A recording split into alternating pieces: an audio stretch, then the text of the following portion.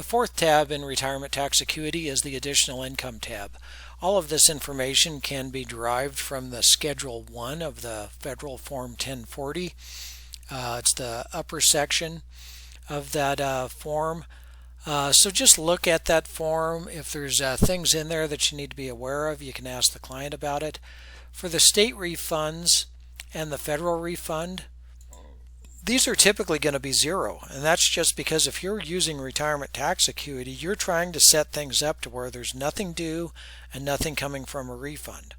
If there's something due, that can be a hardship for people in retirement to have to come up with that cash, so you typically don't want to have to pay anything in. And if you're getting a refund back, that means that you've probably over distributed IRAs, which has caused more taxation. So typically you will tell the client that we're going to put zero here because we're going to get your withholding correct.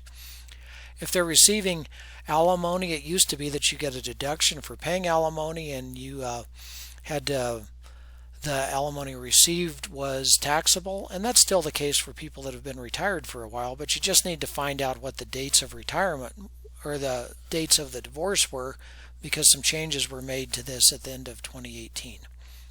There's a place here to enter self-employment income for both the client and the spouse. There's another gains here for regular capital gains, short-term and long-term. Those are handled later in the distributions tab.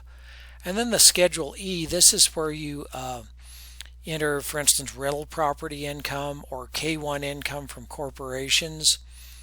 And there's a little bit more explanation here.